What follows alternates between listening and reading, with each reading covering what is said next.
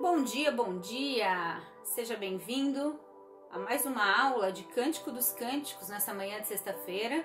Que bom é estar aqui com você para a gente poder mergulhar mais um pouco na palavra do Senhor, para a gente crescer em amor e entendimento da sua palavra.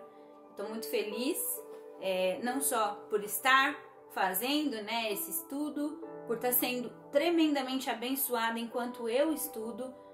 Eu até postei ontem, aquela frase que diz que aquele que acende a luz é o primeiro a se beneficiar no meio da escuridão. Então esse estudo tem sido tão abençoador, edificador e enriquecedor para o meu próprio coração. E é bom poder compartilhar isso com você também. Então seja bem-vindo, quero dar um oi para minha galera do YouTube, que está por aqui já. E um oi para você do Instagram, seja muito bem-vindo, tenha um ótimo dia. Hoje, pelo que eu vi aqui, tá uma manhãzinha gostosa, mas já tá começando a esfriar, tá do jeito que eu gosto. Aqui na nossa cidade faz bastante frio, gente. Então eu espero que esteja chegando o inverno aí. Os fãs de frio igual eu entendem o que eu tô falando. Bom, já sem demoras, hoje nós estamos na aula 5 de Cântico dos Cânticos. E eu quero pedir pra você que tá aqui comigo no Instagram, pegar o aviãozinho aqui, ó, e mandar pra sua galera. Manda, acorda o povo, vai ser o despertador do povo. Manda aqui pra eles. Vamos, bora lá, bora estudar. Bíblia, papel e caneta na mão, pra gente continuar. E hoje nós vamos entrar verso a verso, de fato, nas lições. Então quero muito que você não perca. Eu sei que nós tivemos a nossa sessão de terça, uma sessão extraordinária. Foi fora do padrão ali, do combinado. Ela já tá subindo, eu já apelei pro pessoal do Desascope pra eles descarregarem e subirem. Eles estão fazendo isso, então provavelmente hoje a parte 2 da aula passada já vai estar ali no YouTube para você poder checar, assistir de novo, anotar mais algumas coisas, tá bom? A gente tá providenciando isso. E essa de hoje, assim que a gente terminar, também vou mandar para eles, para ver se eles colocam o quanto antes lá. Beleza, joia? Bom tá aqui com você. Nós já temos aí umas 300 e poucas pessoas. Eu acredito que o restante vai entrando aí conforme o andar da carruagem. Então eu quero já desativar os meus comentários. Galerinha já tá aqui comigo e bora lá. Preciso dizer mais uma vez, como sempre digo, que é o estudo do Mike Bickle, do pessoal do iHop, de autoria. Então quero devolver a eles o direito autoral desse material, devolver a eles também a gratidão, por estar proporcionando esse estudo pra gente.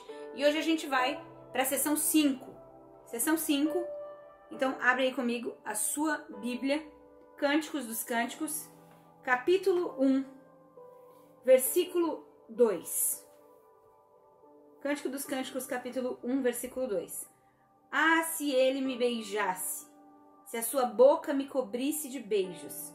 Sim, as suas carícias são mais agradáveis do que o vinho. Essa versão que eu tô lendo aqui é a versão NVI, mas eu gosto da versão que o Mike traz pra gente no estudo, que é uma versão em inglês, obviamente, onde o termo seria Let him kiss me with the kisses of his mouth.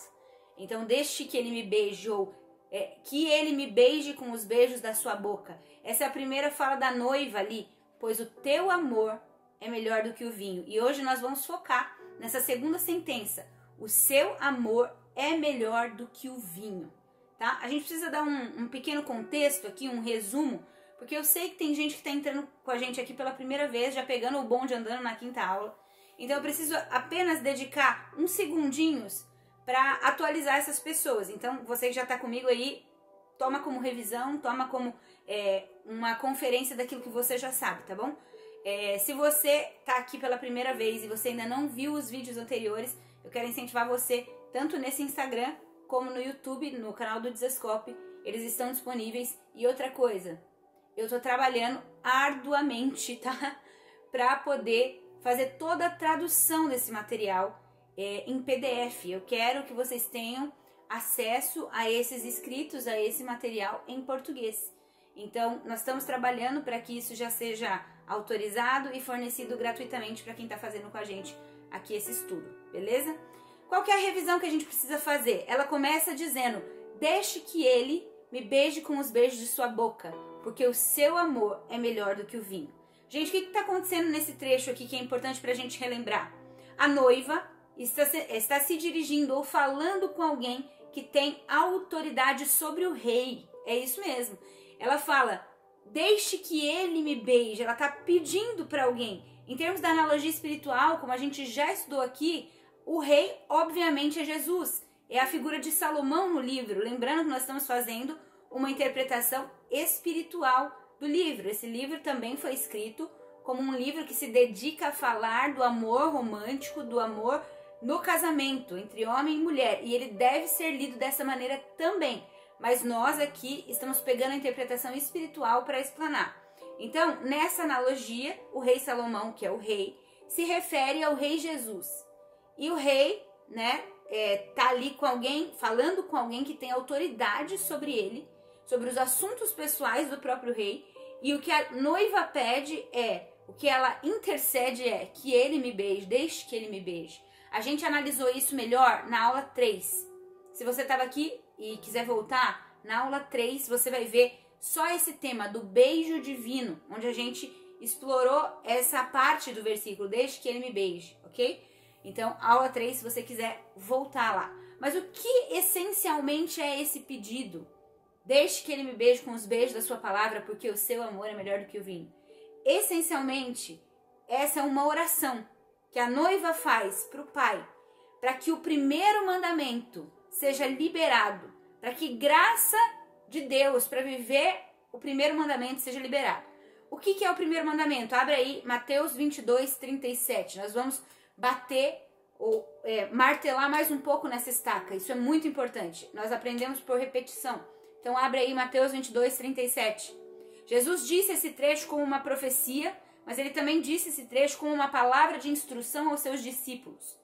É uma das últimas declarações que ele deu ali nos evangelhos para a nação de Israel. Mateus 22, 37, ele diz que você deve amar o Senhor teu Deus com todo o teu coração, com toda a tua alma, com todo o teu entendimento, com toda a tua força. E então ele continuou e descreveu isso como o primeiro mandamento e o grande mandamento. Então anote isso aí, primeiro mandamento e grande mandamento, tá? Então, o clamor da noiva, deixe que ele me beije com os beijos da sua palavra, é, na verdade, no nosso contexto, a oração que nós fazemos como igreja, pedindo que Deus libere sobre mim, sobre você, sobre nós que estamos aqui nesse momento, para que ele libere sobre nós unção, capacitação no Espírito, um poder sobrenatural, para que nós possamos viver essa realidade, amar o Senhor teu Deus sobre todas as coisas, com toda a tua força, com toda a tua alma, com todo o teu entendimento, com todo o teu coração. É o primeiro mandamento, mas não é só o primeiro, é o grande. Gente, concorda comigo que esse era um tema que nós deveríamos estar nos debruçando? Se é o primeiro e grande, fala de prioridade e de importância. Nós deveríamos estar debruçados sobre isso. Agora, Mike diz algo no estudo e eu gosto muito. Ele fala que antes da volta de Jesus, o primeiro e o grande mandamento será restaurado no primeiro lugar em toda a terra. Independente da agenda ministerial, das diferentes áreas dos ministérios, e todas são importantes, isso está no topo da lista de Deus. Antes do retorno do Messias, Deus fará com que o grande primeiro mandamento seja recebido no corpo de Cristo, seja vivido no corpo de Cristo. E isso não é apenas o primeiro, eu repito, mas o grande mandamento. Então nós precisamos olhar para isso, para que Deus restaure na sua vida. Eu estou falando na sua vida, na minha vida. Como é que está isso na sua vida? Você pode dizer, amar o Senhor é o primeiro e grande mandamento que eu estou perseguindo. É esse o meu alvo? Será que você diz como a noiva de Cantares que ele me beije com os beijos da sua palavra, porque o amor dele é melhor do que o vinho? Pense aí um pouco sobre isso. Para quem está com a gente na primeira sessão, essa sessão 5, eu quero repetir de novo, você pode assistir as anteriores para você estar contextualizado do que nós estamos fazendo. Nós estamos pulando aqui, eu estou dando só uma revisão, tá? Para a gente entrar no tema de hoje. Então, o beijo da palavra, o beijo da sua boca, né? Porque a gente lê aqui, se ele me beijasse, se a sua boca me cobrisse de beijos. A gente vê algumas bizarrices nas interpretações desse texto. E essa não é a ideia bíblica. O que o texto está se referindo aqui é aquilo que está escrito em Deuteronômio 8:3. Você pode anotar aí Deuteronômio 8:3 e depois ler com calma, porque eu não vou voltar nele. Mas esse beijo da sua boca, que a noiva pede ao noivo, que nós pedimos ao Senhor, beije-me com os beijos da sua boca, não é literalmente Jesus beijando na sua boca, mas é uma figura de linguagem para Deuteronômio 8:3, aquilo que por muitas gerações os rabinos, os estudiosos judeus se referem a esse versículo como o beijo da Torá, ou como o beijo da lei, ou como os beijos da palavra. Você pode interpretar como Torá, lei, palavra, é assim que eles olham. Agora, o tema dessa canção de amor que nós estamos estudando aqui, do Cântico dos Cânticos, que é uma canção de amor de 8 capítulos, é o clamor da noiva para que Deus a beije com a sua palavra. Gente, isso é tão maravilhoso. Será que você pode sussurrar aí agora, no meio desse estudo? Que Ele me beije com os beijos da sua palavra, porque o seu amor é melhor do que o vinho? Será que você pode parar um segundo? Prestar atenção na presença do Espírito Santo aí no seu quarto, na sua cozinha, no seu trabalho. E erguer a Deus uma oração singela. Senhor, eu quero viver o primeiro e o grande mandamento. Que o Senhor me beije com os beijos da sua palavra. Eu quero chegar nesse lugar de perceber, de notar, de viver essa realidade onde eu sei que o seu amor é melhor que qualquer vinho. Sabe, na última sessão a gente falou sobre isso, que Deus, o clamor da noiva seria respondido dessa maneira. Deus se revelaria através da sua palavra à sua igreja, de um modo que o coração da noiva de Cristo fosse despertado em amor. Eu vou repetir para você anotar. Deus vai revelar a sua palavra a quem faz essa oração, a quem tem esse clamor de noiva. E Ele vai despertar no nosso coração amor por Deus através da palavra de Deus, através da Bíblia, das Escrituras Sagradas, através daquilo que saiu da boca de Deus e foi escrito, inspirado pelo Espírito Santo através dos profetas, dos evangelistas, dos mestres. É isso que Deus vai fazer com aquele que pede. A Bíblia diz que aquele que pede recebe, o que busca encontra. Esse é você nessa manhã?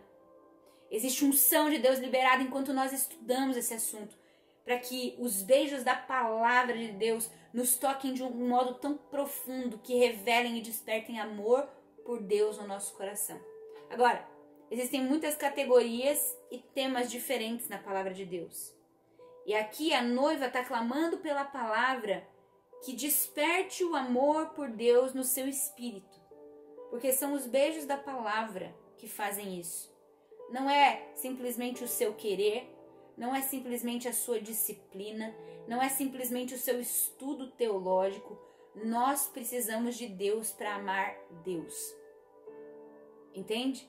É esse clamor que desperta em nós esse amor. Então não se trata apenas de nós como igreja desenvolvermos estratégias apostólicas para alcançar as nações, e sim, isso é muito importante.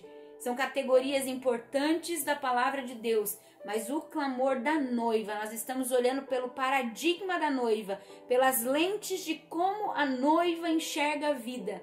O clamor dela não é apenas por estratégias, não é apenas por alcance de nações, e tudo isso é importante, mas o clamor dela começa, o clamor principal dela é esse: Deus, toque o meu coração com a sua palavra. Toque o meu coração de uma maneira tão profunda como nunca antes. Senhor, eu oro em nome de Jesus por aqueles que estão nessa live aqui, por aqueles que estão no YouTube, que têm dificuldades. Eu oro por espírito de sabedoria e de revelação no pleno conhecimento de Deus, para que quando eles abrirem esse livro, para que quando eles sussurrarem no seu interior, Jesus me beije com os beijos da sua palavra, para que a Bíblia se abra para eles e para que amor por Deus seja despertado no seu coração. Nós oramos por isso. Você quer isso? Você deseja isso no seu coração? Porque Ele revela o seu amor. E Ele desperta esse amor à medida que você clama. À medida que você se envolve com os beijos da palavra dEle. E se isso de fato acontecer com você, você será, como Jesus descreve para a mulher samaritana, você não mais vai ter sede, mas vai passar para dentro de você uma fonte que jorra para a vida eterna, e as pessoas vão chegar perto de você e elas vão conversar com você e elas vão prestar atenção e vão falar: uau, o que tem acontecido com ela? Porque parece que ela tá amando mais a Deus e por consequência amando mais as pessoas, porque parece que quando eu chego perto dela sempre tem uma palavra de bênção, uma palavra de consolo, uma palavra de amor por Deus, uma palavra de esperança, uma palavra do evangelho. Isso flui da boca daqueles que são beijados pela palavra de Deus. E eu quero ministrar isso na sua vida nessa manhã. O Mike diz que há alguns anos, especificamente, ele tem estudado sobre o primeiro e grande mandamento. E aí ele conta uma história linda que o Alan Hood, não sei se vocês conhecem, mas é o autor daquele livro Excelências de Cristo. É um livro que a gente usa muito aqui no Desescope. E o Alan Hood era um jovenzinho lá na casa de oração, lá no IHOP. E ele era presidente da escola bíblica, né? O Mike conta naquela época, lá em Kansas City. Então, o Alan chegou pro Mike perguntando o que ele podia fazer, como ele poderia crescer. E o Mike falou pra ele, deu um conselho que de repente é o conselho que você tá precisando escutar agora. Então ouça o Espírito Santo sussurrando essa dica pra você. O Mike disse assim pro Alan: Alan, eu tenho um desafio pra você. Eu desafio você a pegar a sua Bíblia, a pegar a Escritura e marque na sua Bíblia, em todos os lugares que você encontrar, que enfatiza ou revela algo sobre as emoções de Deus. Presta atenção. Então você vai começar a sua leitura bíblica. Você vai ser beijado pelos beijos da palavra. Enquanto você lê, você vai ser um caçador de todos os textos bíblicos que descrevem, falam, enfatizam, exaltam as emoções do eterno. Presta atenção. Algo que revele sobre o coração de Deus. E o Alan Hood tinha 21 anos quando ele fez isso. E aí ele foi, pegou a Bíblia dele e por meses e meses ele marcava cada lugar que falava sobre as emoções de Deus. E ele começou a estudar essas passagens bíblicas. É disso, gente, que nós estamos sendo ensinados quando ele fala sobre ser beijado com os beijos da palavra. É a palavra, na medida em que nós estudamos ela, que ela revela a paixão do coração de Deus por nós. Isso precisa ficar claro para você. E aí ele conta que então, acho que 15, 16 ou 17 anos depois, eu não sei exatamente para te falar, ele conta como algo se estabeleceu como um padrão na vida do Alan, como aquilo colocou nele um alicerce, um fundamento. E de novo, eu quero encorajar você a fazer isso. É claro que aqui nós estamos falando a linguagem de Cântico dos Cânticos, com os beijos da palavra, mas você vai encontrar as afeições de Deus durante toda a Bíblia, de Gênesis a Apocalipse. E de fato, gente, o Mike é um estudioso desse tema, né? Ele estuda, ele se debruça sobre as afeições de Deus e sobre o primeiro e grande mandamento desde sempre. E ele fala assim, eu achei isso tão incrível, ele fala assim: eu quero encorajar você a estudar isso. Eu ainda não me formei nesse tema, embora eu estude há muitos anos, mas bilhões de anos a partir de agora, na ressurreição dos mortos, eu ainda estarei observando esse tema, e não só eu, mas todo o corpo de Cristo. Porque à medida que nós tivermos mais e mais revelação do Senhor, mais nós o amaremos. É isso que o Mike vai chamar de prazeres superiores de Deus. Eu quero que você anote isso aí. Nós vamos falar sobre os prazeres superiores de Deus. Os prazeres superiores que existem na graça de Deus para nós. E aí ele escreveu um livro que se chama O Prazer de Amar a Deus. Esse eu não sei se tem em português, mas eu queria deixar aí para você anotar. E depois desse estudo, se você continuar com fome, você pode ler O Prazer de Amar a Deus. E ele dedica nesse livro vários capítulos para falar sobre o prazer superior de amar a Deus e ser amado por Deus. Tá? Esse é o tema, um dos temas que ele mais estuda, que mais toca o coração dele, de como a gente pode se entregar a Deus e saber como Deus se entregou por nós. Agora tem um outro livro, e esse eu já li e sei que tem em português. Não tem na loja do Desescope, mas tem no F-Hop. Então eu vou fazer o seguinte, quando acabar a live, eu vou colocar no Stories no meu Instagram. E se você tiver interesse, depois que nós terminarmos o estudo de Cantares, que vai ser longo, eu não tenho pressa em terminar isso aqui. Eu quero realmente derramar e aprender tudo aquilo que o Senhor quer falar conosco. Mas se você tiver interesse, depois que nós estudarmos Cântico dos Cânticos, nós podemos nos debruçar sobre esse livro. Porque é um livro que eu acredito que todo cristão precisava ler. Chama Os 7 Anseios do Coração Humano. Esse é o tema do livro, tem lá no F-Hop. E ele vai falar sobre isso, sobre o prazer que nós sentimos quando Deus toca o nosso espírito, exatamente nos anseios que o nosso coração deseja, tá? Então nós precisamos nos tornar estudantes das emoções de Deus. Esse é o ponto aqui. Que nós nos tornemos estudantes das emoções de Deus. A gente não pode enfatizar esse tema o suficiente. Nós precisamos voltar nele vez após vez para que nós nos tornemos estudantes das emoções de Deus. Ela pede, deixe que ele me beije com os beijos da sua palavra. Esse é o primeiro clamor do livro. E agora, nós vamos entrar na aula de hoje. Ela vai dar aqui exatamente a razão pelo qual ela deseja os beijos da palavra de Deus. Agora, o foco dela vai para Jesus. Ela está falando com o Deus Pai, deixe que ele me beije com os beijos da sua palavra. E agora ela se volta para Jesus. E ela fala, porque o seu amor, vai aí no texto, porque o seu amor é melhor do que o vinho. Ou na minha versão, porque as suas carícias são mais agradáveis do que o vinho. Então, mais uma vez, a gente vai usar a interpretação espiritual nessa canção de amor. E a gente vai entender que essa canção de amor foi escrita, claro, num contexto original, para exaltar a beleza do casamento. Mas, gente, por favor, também leiam o livro dessa forma, porque existem tantas lições que a gente pode tirar para o nosso casamento, sabe?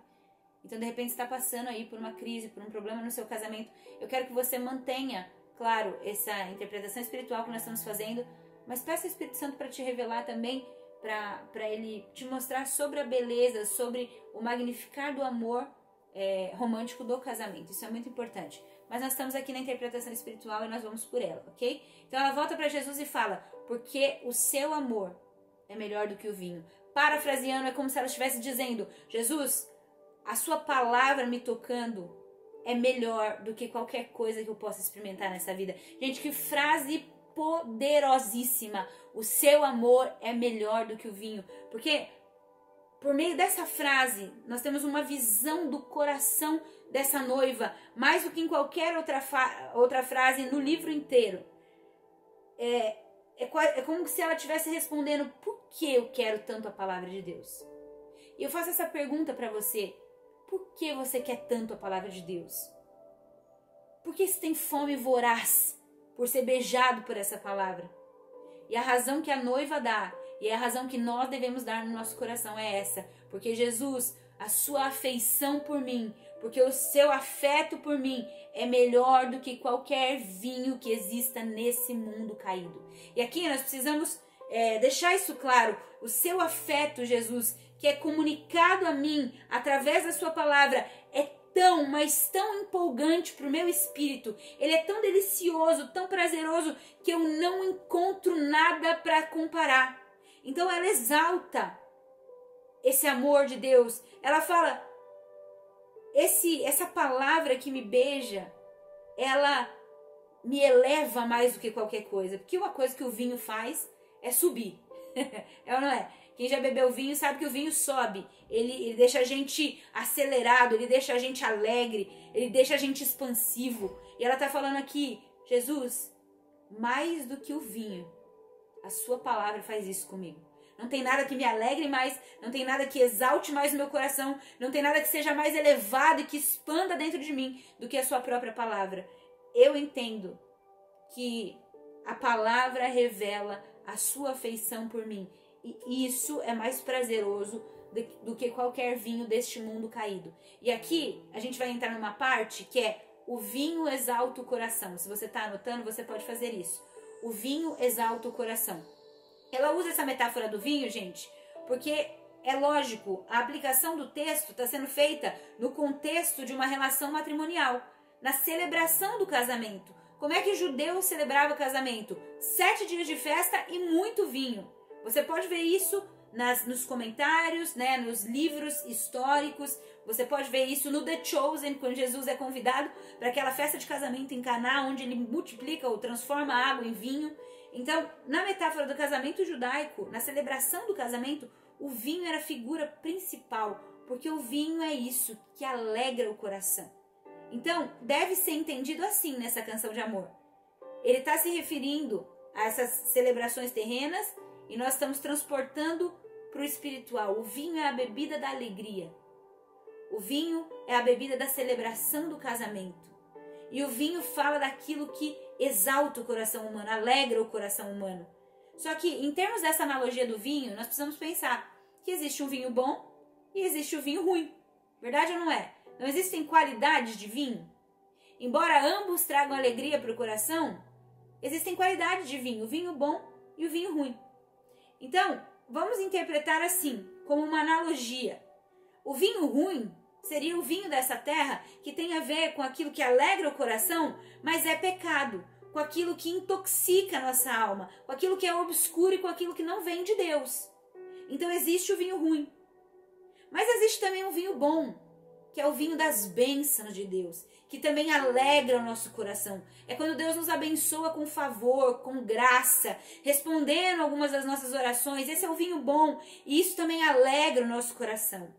Mas o que a noiva diz aqui é: a sua palavra, o seu beijo com a sua palavra, o seu amor, o seu afeto por mim é melhor do que o vinho. E é melhor do que o vinho ruim. E é melhor até mesmo do que o vinho bom que essa terra pode nos trazer. O que nós estamos falando aqui, gente? Ela está dizendo que você, Jesus, tocar o nosso coração com intimidade é mais empolgante, me alegra mais, me abençoa mais do que você tocar nas minhas circunstâncias. Eu vou falar isso de novo. O toque de intimidade de Jesus para a noiva é mais empolgante do que o próprio Deus abençoando só as nossas circunstâncias. E olha, ela está dizendo aqui, mais empolgante do que o pecado, do que o meu pecado de estimação, do que aquele vício que eu estou envolvido, que me traz sim algum prazer, mais empolgante que isso é a sua palavra. Mais empolgante do que isso é quando você me abençoa, quando você realiza alguns desejos do seu coração, mais empolgante do que isso ainda continua sendo a sua palavra. Eu prefiro você do que qualquer outro vinho dessa terra. Agora, é importante a gente fazer essa distinção. Nós não estamos aqui rejeitando as bênçãos de Deus. De maneira nenhuma, nós queremos as bênçãos de Deus. Eu, pelo menos, quero as bênçãos e o favor de Deus. Mas, ao mesmo tempo, o que a gente entende nesse texto é que existe algo mais poderoso para o coração humano do que apenas circunstâncias abençoadas por Deus. A bênção, como me refiro, claro, pode ser aumento financeiro, de repente uma promoção, vários zeros adicionados à sua conta bancária, né? Eu quero, se Deus quiser me dar, eu quero, é claro. Se Deus quiser nos ajudar a financiar a propagação do evangelho pelo ministério, eu quero. Se for nos relacionamentos, se Ele tiver relacionamentos mais saudáveis para mim, melhores amigos, eu quero isso que Ele tem para me dar. Eu preciso de mais saúde física no meu corpo, preciso de saúde na minha mente. Eu quero essas bênçãos que Deus pode me dar. São bênçãos maravilhosas, nós não estamos aqui rejeitando as bênçãos de Deus. Se Deus quiser me dar novas esferas de influência, se Ele quiser colocar você em posição de autoridade, seja no mercado de trabalho, seja na sua faculdade, seja no ministério, eu não sei, a gente poderia falar aqui de diferentes facetas da bênção de Deus, e sim, nós queremos as bênçãos de Deus. Agora, aqui está o problema. Por melhores que as bênçãos de Deus sejam, e elas são boas, sem restrições, a gente quer as bênçãos de Deus. Por melhores que sejam as bênçãos de Deus, elas não devem ser o foco principal de quem está buscando, construindo, se deixando moldar pelo coração da noiva. Eu vou repetir. São boas, mas elas não devem ser o foco principal do coração da noiva. Elas devem ser o foco secundário, mas não o principal. Então, o que acontece com muitas pessoas, e eu quero que você preste atenção nisso que eu vou falar. O que acontece com muita gente? A história prova isso. Que essas pessoas pedem e Deus, na sua bondade, as toca e as fornece as bênçãos dele. Bênçãos de Deus no ministério, bênçãos de Deus nas finanças, ou, enfim, em tantas áreas. E essas pessoas acabam ficando tão ocupadas, tão distraídas, tão focadas, apenas administrando. Preste atenção que o Espírito Santo está falando com alguém. Tão ocupadas, apenas administrando as bênçãos, os favores que Deus derramou sobre a sua vida, que o seu coração acaba por diminuir. Que a comunhão e o anseio pelos beijos e pela palavra, pela experiência com Jesus, começa a minguar. Elas ficam tão ocupadas e preocupadas com aquilo que Deus entregou na mão delas. E, gente, eu quero que você perceba que isso às vezes é muito sutil. Não é de um dia para o outro. Eu quero que você perceba que às vezes é muito gradual. Não é de um dia para o outro. Mas a conexão dela com Jesus, a sua vida espiritual, o seu homem interior, as suas afeições por Deus no nível do coração, a busca por Deus pela palavra, pela oração, começa a minguar, diminuir e começa a ficar menor nesse sentido. Sabe, tem um texto em Apocalipse 2, você não precisa abrir, mas você pode anotar aí, Apocalipse 2, 3. Jesus está falando com as igrejas, com as 7 igrejas do Apocalipse. E ali ele fala para uma daquelas igrejas: eu sei que você tem perseverado, eu sei que você tem paciência, e eu sei que você tem trabalhado arduamente pelo meu reino. E Jesus falando, e eu tô feliz com isso, eu fico feliz com isso, mas eu tenho algo contra você. Aí aqui a gente precisa parar tudo.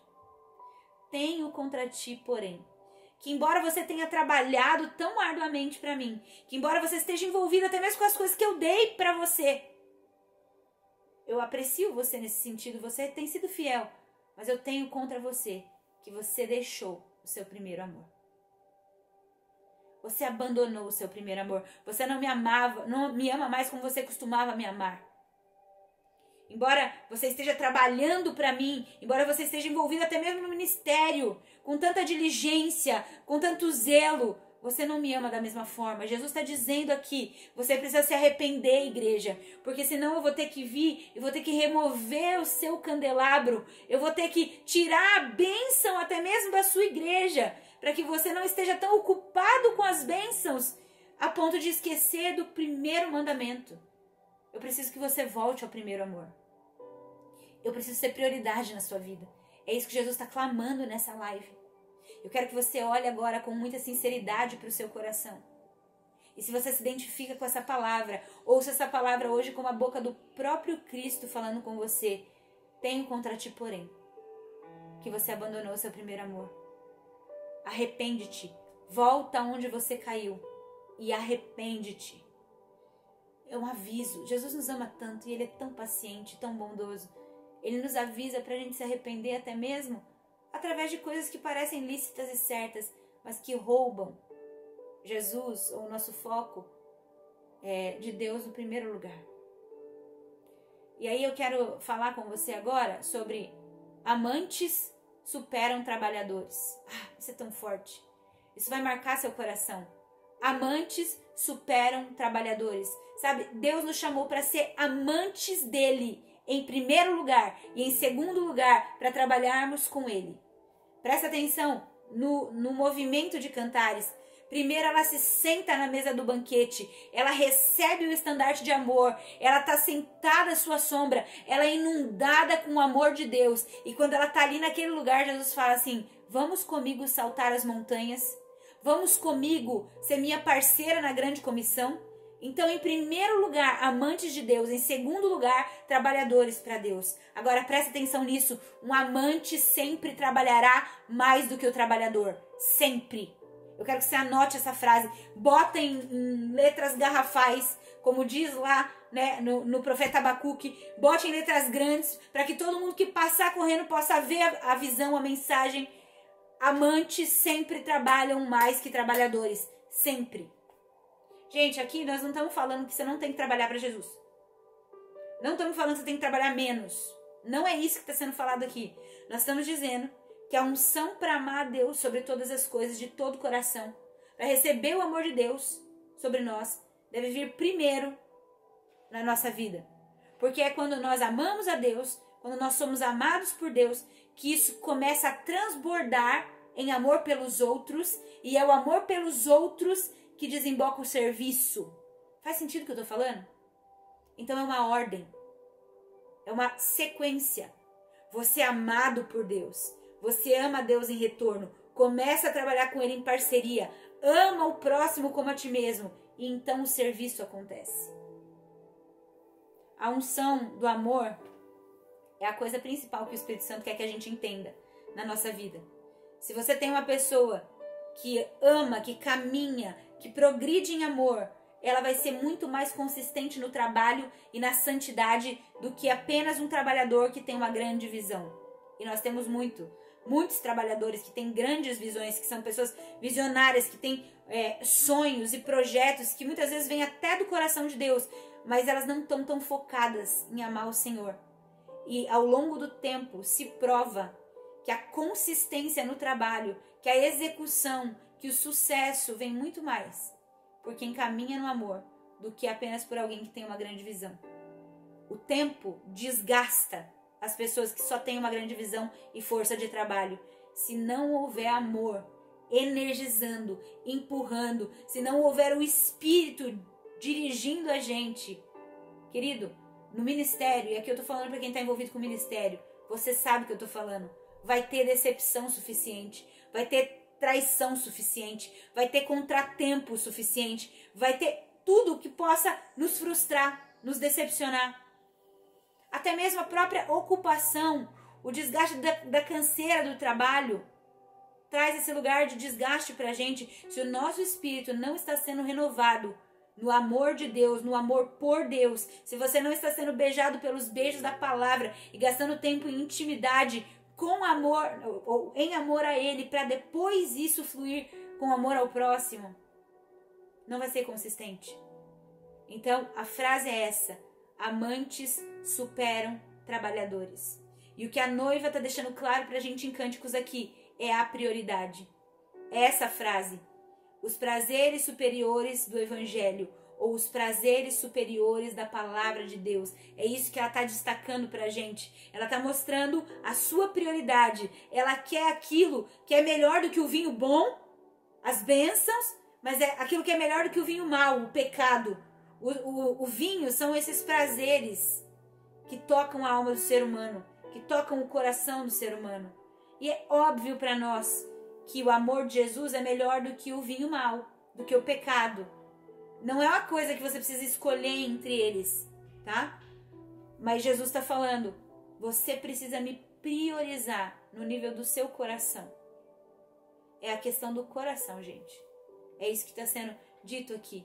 Muitas pessoas, infelizmente, sonham mais, presta atenção nisso, sonham mais em aumentar o seu ministério do que com aumentar o seu coração.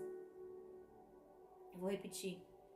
Muitas pessoas sonham mais com o aumento do seu ministério do que com o aumento do seu coração. E esse é um lugar muito perigoso para se viver. É espiritualmente perigoso viver nesse lugar. O seu maior sonho precisa ser o seu coração crescendo em amor por Deus. Esse precisa ser seu maior sonho. Eu acho lindo isso aqui. O Mike conta. Olha essa história, gente. O Mike conta que ele ouviu a voz audível do Senhor. E ele recebeu do Senhor um encargo. E o que eles fizeram? Eles se inscreveram numa placa e eles e botaram na parede. Na placa estava escrito assim: nós oraremos e adoraremos 24 horas por dia, 7 dias por semana, no espírito do tabernáculo de Davi. Isso era tudo que ele tinha. Uma visão e uma palavra que ele tinha ouvido de Deus. Ele botou aquilo na placa, colocou na igreja. 16 anos se passaram desde que a visão estava escrita na parede. E então o IHOP começou. E hoje, o IHOP começou em 1999. Hoje faz 24 anos que eles oram e adoram sem cessar no Espírito Tabernáculo de Davi. 24 horas por dia, 7 dias por semana. Gente, eles contam lá que Kansas é um lugar nos Estados Unidos onde acontece furacão, onde acontece assim, desastres naturais. Já aconteceu de passar furacão e o líder, intercessor, adorador falar assim: nós não vamos parar. E ele pegar o violão e entrar para dentro do banheiro e continuar o turno mesmo no perigo iminente de um furacão. Nunca parou. E aí algumas pessoas, depois de 24 anos, chegam pro Mike e falam: e aí, Mike? Como é que é isso? O seu sonho se realizou. Né? O IHOP se realizou, a sua visão se realizou, o seu sonho aconteceu. Como é que você se sente sobre isso? E eu acho tão lindo como ele responde. Ele afirma assim: o IHOP nunca foi o meu sonho.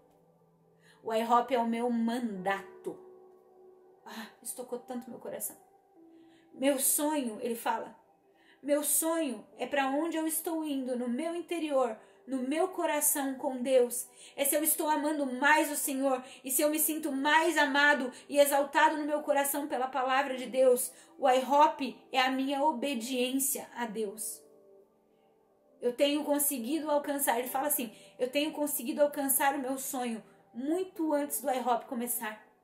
O IHOP não será aquilo que desviará a mim do meu sonho, mesmo que ele ganhe notoriedade mundial, que de fato já ganhou, mesmo que ele ganhe atenção de todos os tipos. IHOP, ministério, não é meu sonho.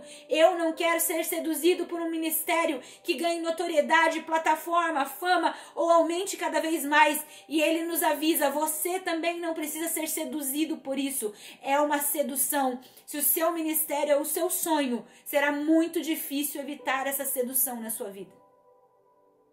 Agora, se o seu e o meu sonho é ser beijado com os beijos da sua palavra, se nós recebemos revelação do amor dele por nós e nós entendemos que isso é mais precioso, mais poderoso do que o bom vinho ou do que o mau vinho, então você permanecerá firme, obedecendo a Deus o seu mandato ao longo dos anos. Isso é os prazeres superiores de Deus. O teu amor é mais delicioso do que qualquer coisa que eu possa experimentar. Existem prazeres diferentes, existem prazeres até legítimos nessa terra, prazeres que nos são dados às vezes sob a liderança de Jesus, mas nada se compara ao prazer da presença. Há prazer na personalidade de Deus, eu queria que você anotasse isso. Há prazer na personalidade de Deus. Muita gente acha que prazer vem do diabo, que o prazer foi criado por Satanás de alguma maneira. Não, o prazer foi criado por Deus. Há prazer na personalidade de Deus. Deus tem prazer em si mesmo. O diabo é que viu o quanto é eficaz o prazer, então ele oferece pra gente prazeres falsos. Agora, a gente falou, o diabo oferece prazeres falsos, né? Os prazeres são reais no sentido de tocarem a nossa carne, tocarem o nosso interior, mas eles nos levam às trevas. É isso que nós queremos dizer aqui com falsificação, tá? O assunto do prazer é o assunto da personalidade de Deus. A personalidade de Deus está repleta desse prazer. Nós temos prazer na presença dele, ele tem prazer em nós e de fato Deus governa por meio de prazer. Isso que eu quero que você entenda. Deus governa por meio do prazer. Então o prazer é como se fosse uma parte dinâmica do reino de Deus, do governo de Deus, da personalidade de Deus. E ele motiva pelo amor e pelo prazer de uma maneira eficaz o seu povo a permanecer sempre firme sobre a sua liderança. Amor e prazer. Então, a gente já falou isso, existem prazeres nessa era que são legítimos. Prazeres físicos que são legítimos, que não são pecaminosos. Prazeres mentais que são legítimos, não são pecaminosos. Prazeres emocionais que também não são pecaminosos. Prazeres espirituais. Deus nos fez, ele nos criou.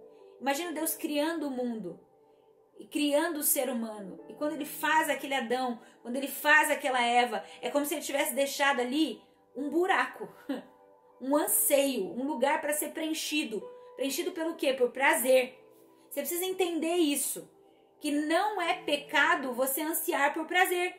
Porque se o próprio Deus tem prazer na sua personalidade, e se você foi criado à imagem e semelhança dele, obviamente você precisa de prazer. E aquele livro, Os 7 Anseios do Coração Humano, que eu falei pra você, aborda isso diretamente. Que você foi criado por um Deus de prazer para precisar de prazer. Então, se você não encontrar prazer no lugar certo, você vai procurar no lugar errado. E é aí que o diabo entra. É aí que ele vem com as suas bandejas substitutivas. Então, existem prazeres físicos, mentais, emocionais, espirituais, legítimos e piedosos que a gente vive sob a liderança de Jesus. Agora, o prazer espiritual é o prazer superior. É o maior de todos. É o prazer do amor de Deus. Não tem nada, nenhum vinho supera o amor de Deus. É mais delicioso do que tudo, é mais prazeroso do que tudo. No livro 7 Anseios do Coração Humano, isso fica bem claro. O que ele fez, o Mike fez? que assim me abençoou muito. Ele mapeou. Ele não pretende no livro dar conta de todos os anseios do coração humano, porque o ser humano ele é vasto, né? Então assim existem vários anseios no nosso coração. Mas ele categorizou, ele filtrou ali 7 anseios que todo ser humano tem dentro de si. E a razão pela qual a gente tem esse anseio, de novo, é porque a gente foi criado em imagem e semelhança de Deus e são reflexos da personalidade de Deus. Então, os nossos anseios, os nossos buracos, né, as nossas necessidades refletem o gênio daquilo que Deus é na sua própria personalidade. Então, ele colocou em nós essa falta de prazer, porque nós precisamos sentir prazer, porque ele tem prazer para dar. Então, é assim. Nós precisamos de felicidade, nós ansiamos por felicidade, porque Deus é a felicidade e nós fomos criados à sua imagem e semelhança, e a felicidade é fantástica e Deus quer que a gente encontre felicidade nele, sob a sua liderança.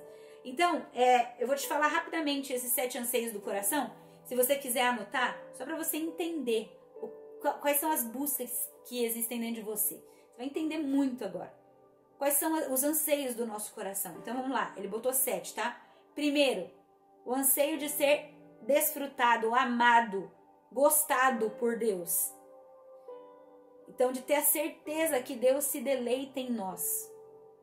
Nós desejamos essa garantia de que Deus me ama, de que Deus gosta de mim. Inclusive aqui eu quero indicar uma música.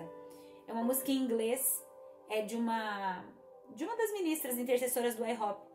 Ela chama Olivia Buckles. Depois eu até posso deixar o link para você. E ela tem um trecho de uma canção espontânea que ela fala assim: You just love me for me. You just want me for me. I could never change your mind. Você gosta de mim por mim. Você me ama por mim. E eu não posso mudar a sua mente. Eu posso gritar, fazer birra, espernear. Mas o seu amor vem e me derruba. Você gosta de mim por mim. Ai, eu acho tão linda essa música. Todo mundo tem essa necessidade, esse anseio de saber que Deus ama essa pessoa. Nós desejamos essa garantia. Segundo anseio, todo ser humano tem anseio de ser fascinado. A gente não vai se estender sobre isso aqui, porque senão não vai dar tempo. Porque cada um deles é um assunto amplo. Mas todo ser humano tem um anseio de ficar fascinado, maravilhado. Por isso que a gente gosta tanto de uau, extraordinário, impressionante. Aonde a gente vai encontrar isso, gente, se não em Deus? Fala comigo.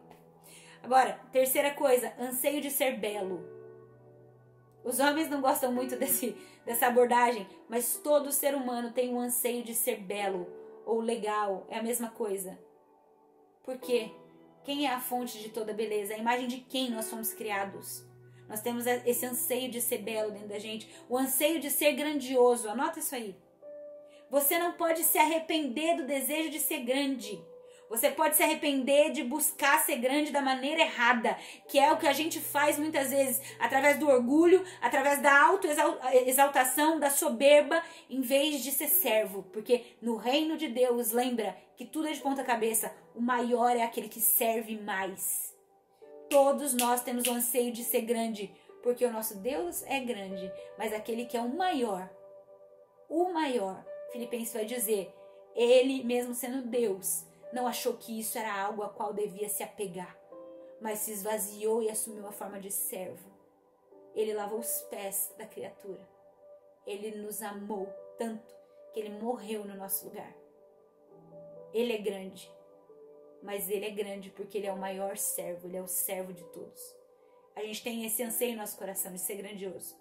Você não pode se arrepender desse anseio. Você só pode se arrepender de buscar preencher isso no lugar errado, da maneira errada. E eu oro em nome de Jesus que você tenha entendido isso nessa manhã. Outro anseio, o anseio pela intimidade. Todo ser humano tem o desejo de ser totalmente entregue, de ser totalmente apaixonado. E você não funcionará corretamente se não conhecer o prazer da entrega total a Deus. O Mike fala, esse é um dos grandes problemas na igreja hoje. O evangelho tem sido diluído, a graça de Deus tem sido diluída e tem sido oferecida a nós, muitas vezes de uma forma enganosa, onde a graça afirma pra gente, essa graça que eles pregam, afirma que tudo que nós fazemos, seja bom ou seja ruim, Deus tem graça. E acabamos vivendo vidas que não são radicalmente apaixonadas por Deus.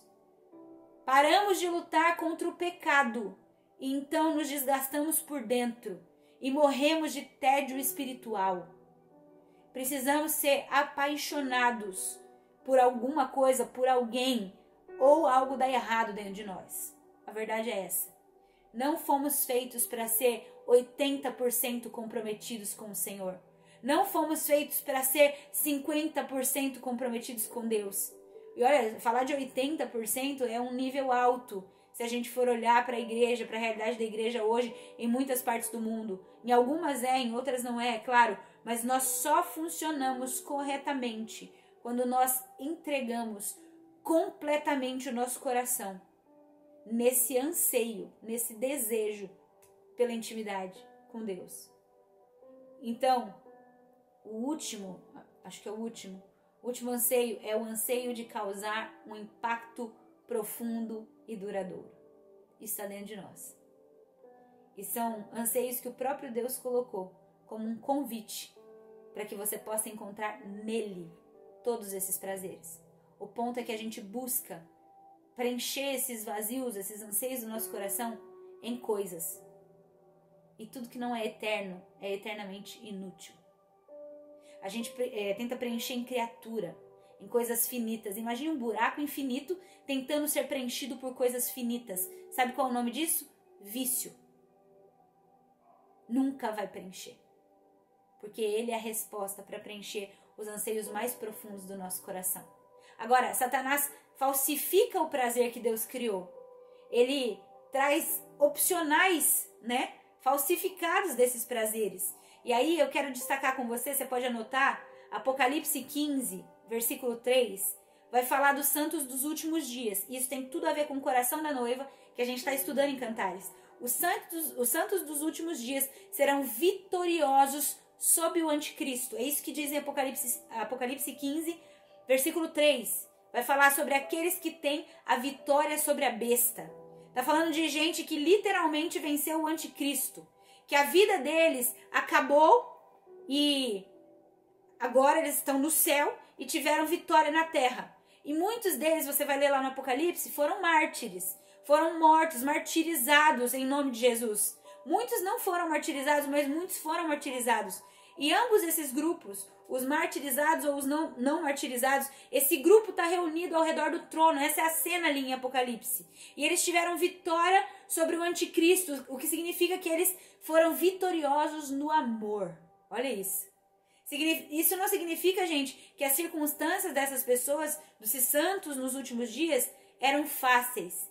Significa que eles não se afastaram de Deus por falta de amor. A razão é que eles se maravilharam ou tiveram o seu prazer colocado em Jesus e na sua liderança. Então o anticristo não conseguiu seduzi-los.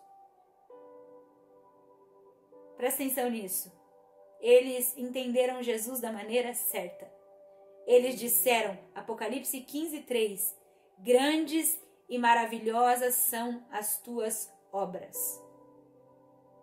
É tipo assim, não importa o que está acontecendo nesse mundo. Jesus, você me maravilhou. Você me fascinou. Você preencheu esse lugar do meu coração onde eu precisava ficar impressionado. Onde eu precisava estar totalmente íntimo, apaixonado.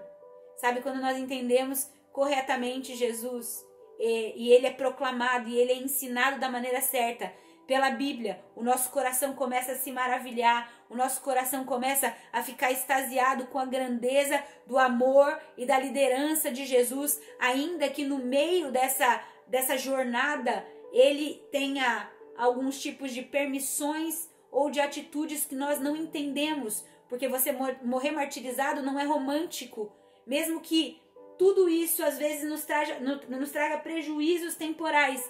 Esses caras entenderam. Grandes e maravilhosas são as tuas obras, porque eu conheço o seu amor, porque eu conheço o seu coração, porque eu confio na sua liderança, porque você é magnífico para mim.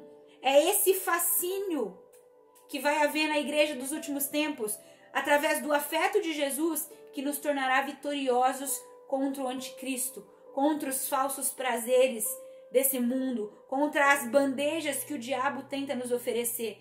Então, gente, esse assunto é um assunto enorme, não dá pra gente esmiuçar aqui. Mas não dá mais pra gente adiar esse assunto por mais 10 anos, por mais 20 anos. Porque o tempo urge, os dias são maus. A vinda do Senhor está próxima. E eu creio que a igreja dos últimos dias vai saber e vai conhecer Jesus de uma maneira tão profunda e vai entendê-lo como aquilo que supre os anseios do seu próprio coração, a ponto de, se necessário, entregar a sua vida e se tornar vitoriosos em amor, em nome do nosso Cristo e do seu reino. Entende? É isso que o texto de Cantares quer dizer. Cantares 8:6, que a gente fala sempre aqui. Ele está oferecendo, ele está dizendo assim: ponha-me como um selo sobre o seu coração, porque o amor é forte como a morte, e as muitas águas não podem apagar esse amor, os rios não conseguem afogá-lo. É isso, é sobre isso que nós estamos tratando nesse livro de Cantares. Jesus está diante dessa noiva, oferecendo para ela: se você quiser amadurecer, eu tenho esse selo para colocar sobre você, e nenhuma tribulação, nenhuma correnteza, água, tempestade nenhuma pode apagar o fogo do amor que Deus vai colocar dentro de nós. É a palavra de Deus que nos garante isso. Há um fogo que toca o coração humano, chamado ali em Cantares 8 de o selo de Deus. Essa é a linguagem de Cantares. O beijo da palavra de Deus também é uma linguagem de Cantares, mas termina com o selo de Deus. E é um selo de fogo. É uma experiência de intimidade com a palavra no nosso coração, com Deus no nosso coração. E isso acende um fogo dentro da gente. E esse fogo, olha só, ele é mais poderoso do que água.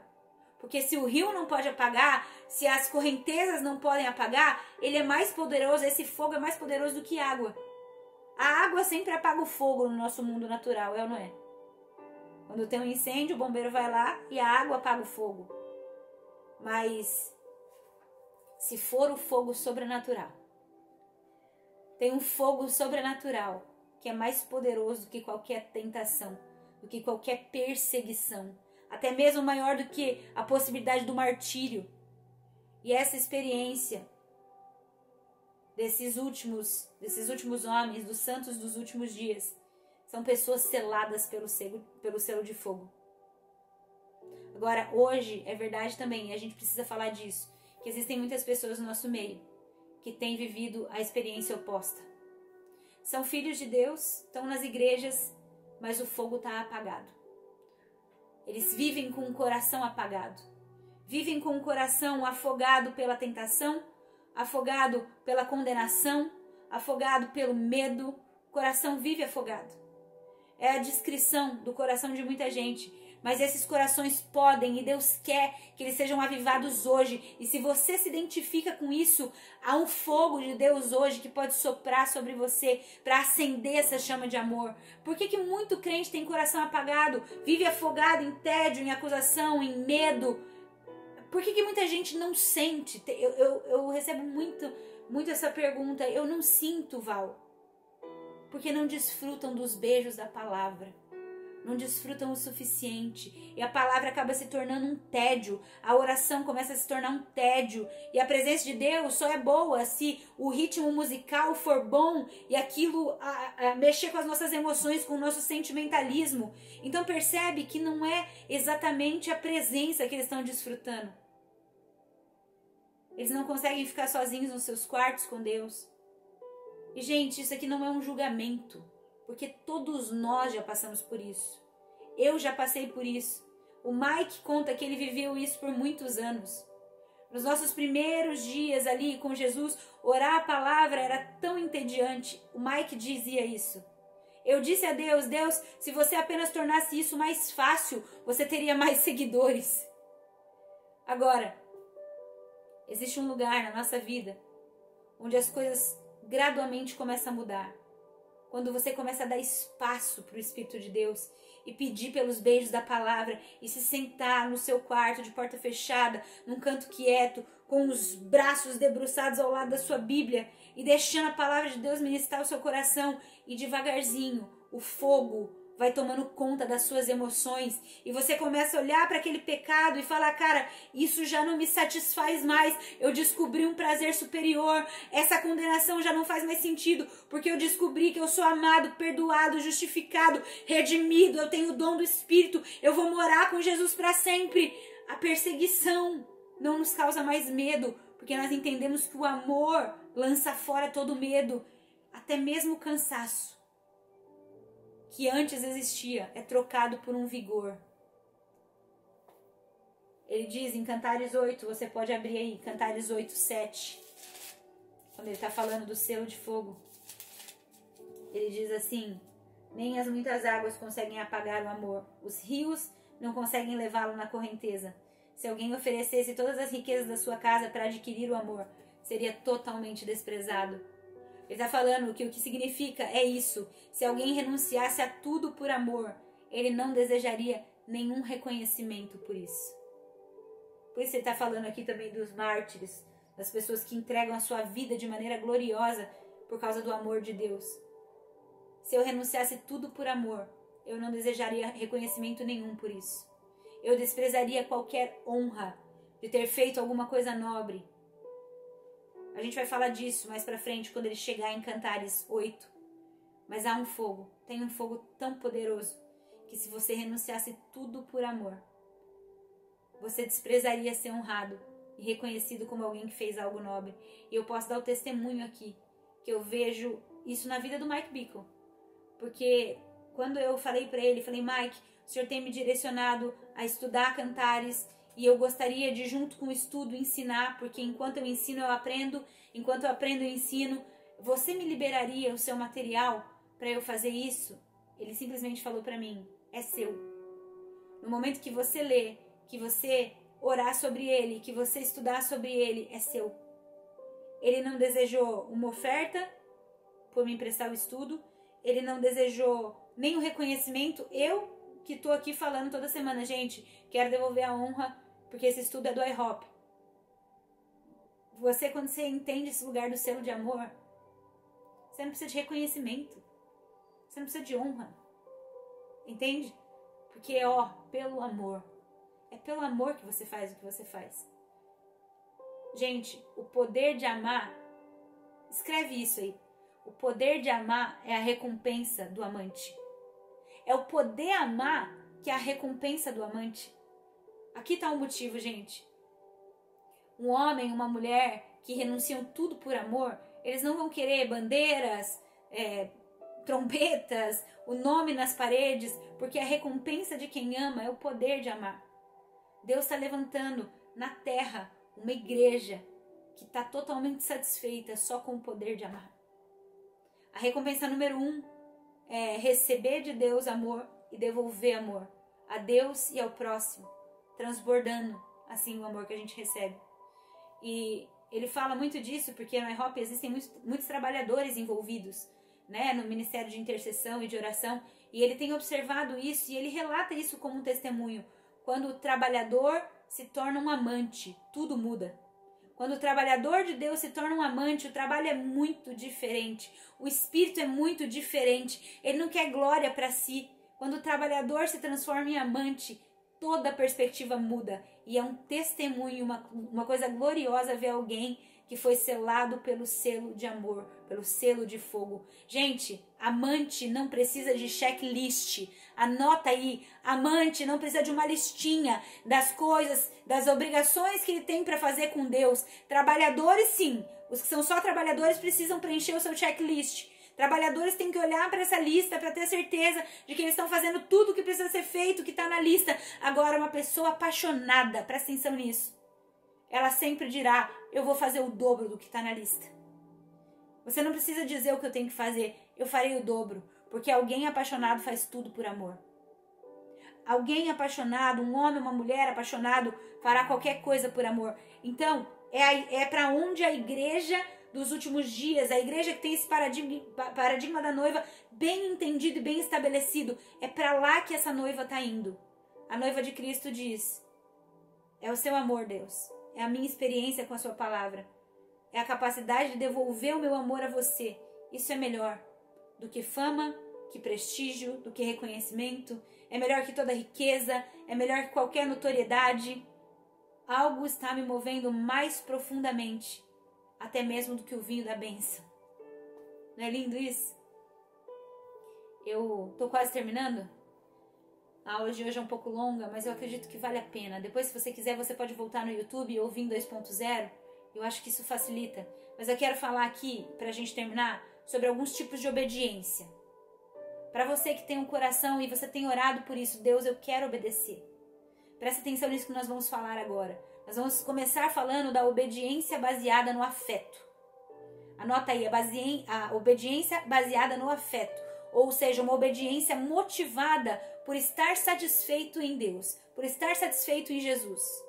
Essa é uma obediência, gente, que flui a partir da experiência de um pouquinho. Vamos lá. Nenhum de nós experimentou ainda muito do afeto de Jesus. Embora muitas vezes a gente pense que sim, né? A gente está tão alegre com aquela presença, com o prazer, mas a verdade é que a gente não conhece ainda nada do amor de Deus. Eu amo 1 João 3,2, que fala que quando nós olharmos para Ele, quando nós vermos a sua face, então nós o reconheceremos e seremos como Ele é, porque seremos transformados à sua imagem, à sua semelhança. Então, quando nós encontrarmos Jesus face a face, nós descobriremos que nós apenas demos pequenos goles no vasto oceano do amor de Jesus. É como se o amor dele fosse um vasto oceano. E a gente tá bebendo ali de canudinho, tomando golinho e já maravilhado e já achando que aquilo é muito bom. Uau! E não tem nada de errado nisso. Nós somos pequenos ainda.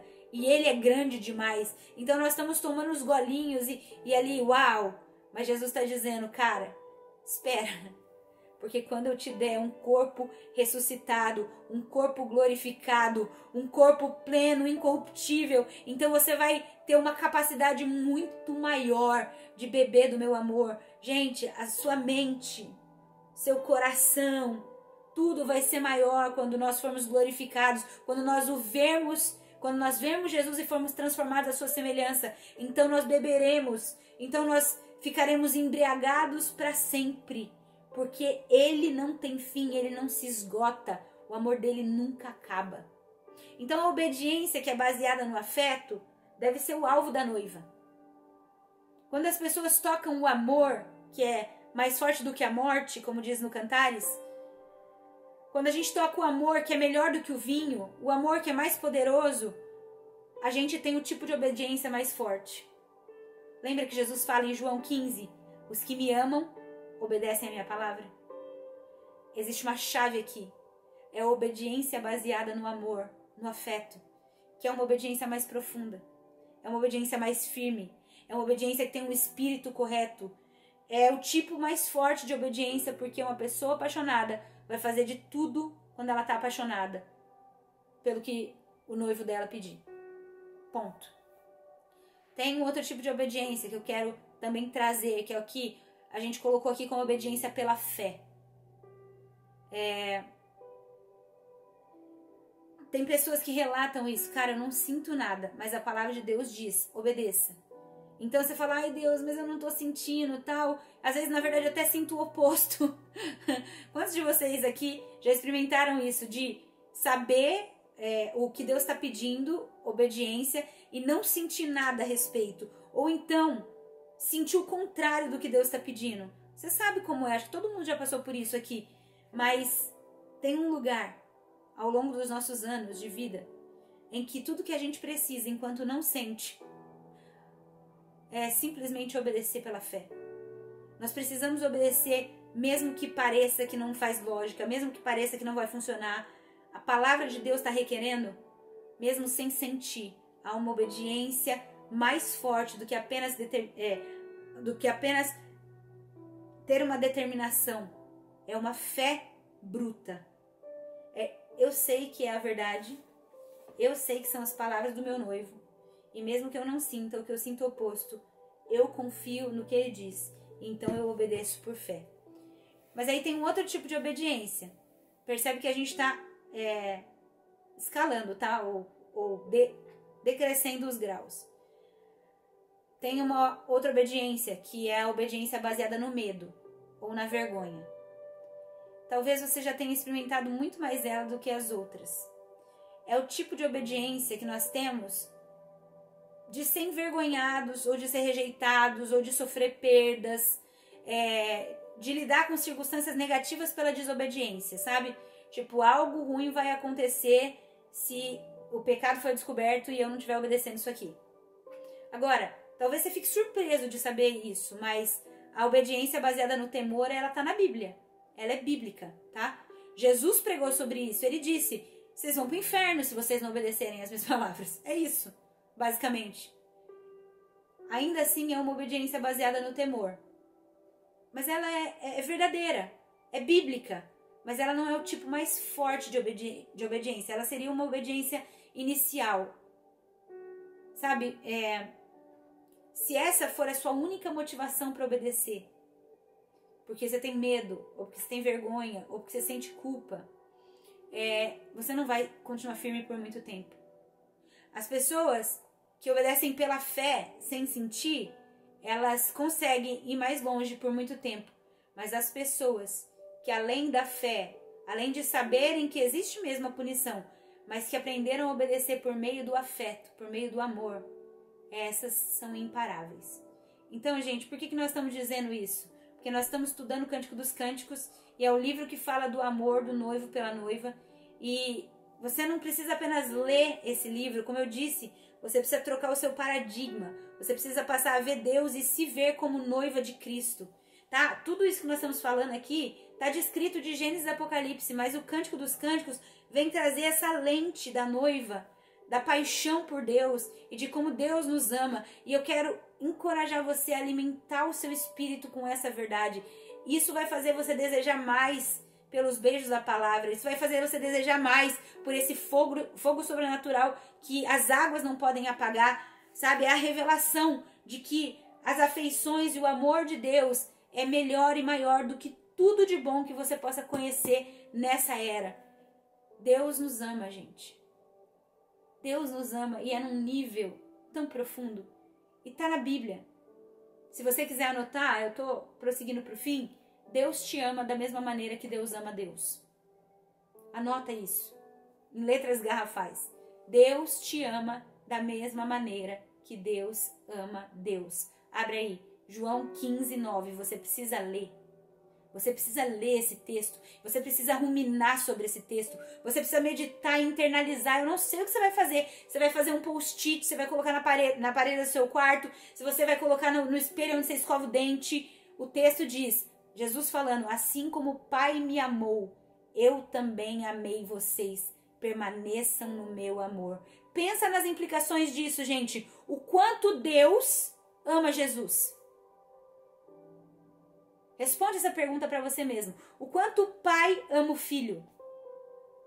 O quanto o pai tem afeto? O quanto o pai tem paixão? O quanto o pai tem prazer em Jesus? Então, é o mesmo afeto, paixão e prazer que Deus tem em nós. É assim que Deus se deleita em você. Só esse versículo, a gente não precisa de outro. Só esse versículo, ele nos daria a nós crentes uma visão correta de nós mesmos, de como nós somos diante de Deus. Cara, todo crente que vive com base nisso se sente um filho amado, pleno, favorito, queridinho de Deus. Não é que o pai ama só você, mas o pai te ama como ele ama Jesus. Ele ama a igreja como ele ama o filho. Entende? Isso é tão incrível, essa realidade é tão incrível. É como se a gente estivesse diante desse vasto oceano de amor, simplesmente parado na margem ali, na areia, com um canudinho, tomando goles dessa realidade, mas de repente, quando a gente olha para João 15:9, é como se a gente levantasse os olhos e olhasse esse oceano. E você fala, cara, embora eu só consiga tomar uns goles de canudinho, eu sei que esse oceano todo é para mim. Faz sentido isso que eu tô falando pra você? Nessa era, talvez eu não consiga experimentar tudo, mas eu sei que no futuro, a igreja, a noiva gloriosa, nós vamos estar atrás desse vasto oceano de amor. Nós vamos nos ocupar com outras coisas, mas a nossa a nossa pérola de grande valor é o amor do Senhor. Outro texto, João 17, 23. Abre aí. João 17, passa umas páginas para frente aí, 23.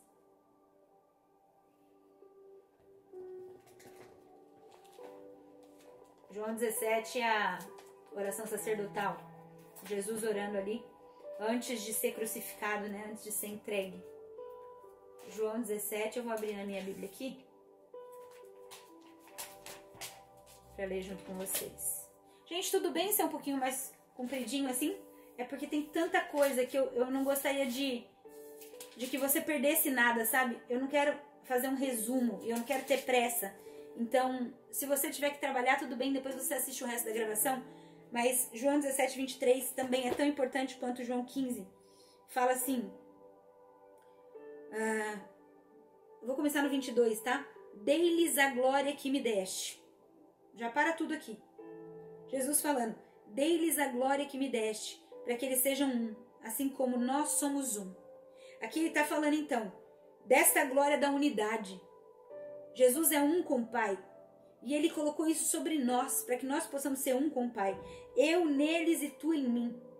Que eles sejam levados à plena unidade, para que o mundo saiba que tu me enviaste e os amaste. Presta atenção, grava isso. E os amaste como igualmente me amaste. Jesus disse, ó, o mundo precisa saber disso, Pai. Você ama a Val da mesma forma como você me amou. O mundo precisa saber disso. Você ama a Pérola da mesma maneira que você me amou. Você ama a Cris da mesma maneira que você me amou. Cara, não apenas Jesus te ama como o Pai o ama, mas o Pai te ama da forma que ele ama Jesus. Isso é muito forte. Isso é muito forte. O mundo vai saber disso. E você precisa saber dessa afirmação, do seu significado. Se você ancorar a sua vida nesse lugar, se você ancorar a sua vida no amor de Deus, em saber que Deus te ama como Ele ama a si mesmo, como Ele amou o Filho, cara, é melhor do que qualquer vinho desse mundo. É melhor que qualquer bênção desse mundo. É melhor que qualquer riqueza, que qualquer fama. Mesmo nas bênçãos de Deus, tem algo maior que sucesso nos negócios, no ministério. Eu não sei qual é a tua praia, mas eu tô te falando que existe um prazer superior. É tudo sobre isso hoje. É esse mistério desse oceano vasto de amor de Deus por nós. Deus está apaixonado por nós. O nosso coração, então, começa a perceber essa realidade. Começa a crer nessa realidade. E começa a sentir essa realidade. E isso retorna para Deus através de um amor sincero. Ah, vastidão do oceano do amor de Deus. Sabe, é como diz em Efésios 3,17. Anota aí, depois você lê. Nós estamos enraizados e fundamentados nele, em Cristo. A minha pergunta é, você está enraizado na realidade de estar em Cristo? Você entende o que é estar em Cristo? Estar em Cristo é ser amado pelo Pai, como Ele ama Jesus, porque você está nele, como corpo dele, como noiva dele. A sua vida hoje está fundamentada nessa realidade? Porque quando nós não estamos enraizados nisso, Efésios 4 vai falar que nós somos levados de um lado para o outro, arrastados por qualquer vento de doutrina, por qualquer problema, cada onda, cada ventania que aparece nos aflige, sabe? Novas ideias nos desviam. Mas quando nós estamos enraizados, quando nós estamos alicerçados nisso, as ondas não podem nos levar. Olha para isso agora, é aquilo que Romanos diz. Nada poderá nos separar do amor de Deus que está em Cristo Jesus. Nem altura, nem profundidade, nem largura, nem distância, nem o presente, nem o porvir, nem anjos, nem principados, nem potestades, nem o mundo. Nada. Nada pode nos separar desse amor, desse oceano de amor. Gente, isso transpassa, isso vai além de qualquer conhecimento humano. Nessa era, nós somos limitados para compreender a plenitude, para entender tudo. Mas o que nós podemos entender, o que os beijos da palavra nos revelam, pode mudar a nossa